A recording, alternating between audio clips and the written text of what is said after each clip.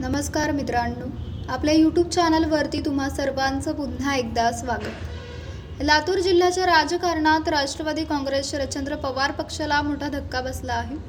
2023 मध्ये पक्षात आलेले माजी राज्यमंत्री विनायकराव पाटील यांनी शरद पवारांची साथ सोडत एकनाथ शिंदे यांच्या शिवसेनेत प्रवेश केला आहे। याशिवाय शिवसेना उद्धव बाळासाहेब ठाकरे पक्षाचे जिल्हा प्रमुख संतोष सोमवंशी यांच्यासह त्यांचे अनेक समर्थकही पक्षाला जय महाराष्ट्र करून गेले आहेत। पाटील सोमवंशी यांनी धनुष्यबाण हाती घेतल्याने अहमदपूर विधानसभा मतदारसंघासह जिल्ह्यात पक्षवाढीसाठी शिवसेनेला मोठा फायदा होणार आहे।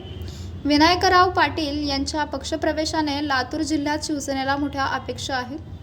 भाजप, राष्ट्रवादी काँग्रेस, शरदचंद्र पवार पक्ष आणि आता शिंदेंच्या शिवसेनेत प्रवेश करत विनायक पाटील यांनी पक्षांतराची हॅट्रिक केली आहे। अहमदपूर विधानसभा मतदारसंघातून विनायकराव जाधव पाटील हे असे 2 वेळा अपक्ष निवडून आले होते। 2009 मध्ये त्यांनी काँग्रेसच्या तिकिटावर निवडणूक लढवली, पण त्यांचा राष्ट्रीय समाज पक्षाच्या बाबासाहेब पाटील यांनी पराभव केला होता। 2024 मध्ये ते राष्ट्रवादी काँग्रेस शरदचंद्र पवार पक्षाकडून उमेदवार होते।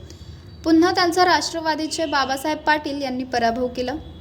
अपक्ष काँग्रेस, भाजप, राष्ट्रवादी काँग्रेस, शरदचंद्र पवार पक्ष आणि आता शिंदेंच्या शिवसेनेतून आपली पुढची राजकीय इनिंग खेळून पाहणाऱ्या विनायक पाटील यांची ही आगामी 2029च्या विधानसभा निवडणुकीची तयारी असल्याचे बोलले जात आहे। पक्षांतर्गत गटबाजीला कंटाळून विनायकराव पाटील यांनी राष्ट्रवादीला सोडचिठ्ठी दिल्याचे बोलले जाते। अहमदपूरचे विद्यमान राष्ट्रवादीचे आमदार तथा राज्याचे सहकार मंत्री बाबासाहेब पाटील यांच्यासाठी हा पक्षप्रवेश डोकेदुखी ठरू शकतो। विनायकराव पाटील हे पहिल्यांदा 1999 मध्ये अपक्ष म्हणून निवडून आले होते।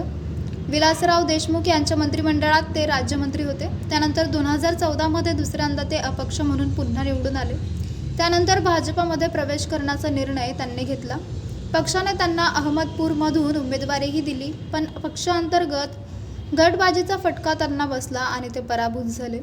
भाजपातील 2 बंडखोर उमेदवार निवडणुकीत उतरल्याने विनायक पाटील यांची विजयाची हॅट्रिक हुकली होती।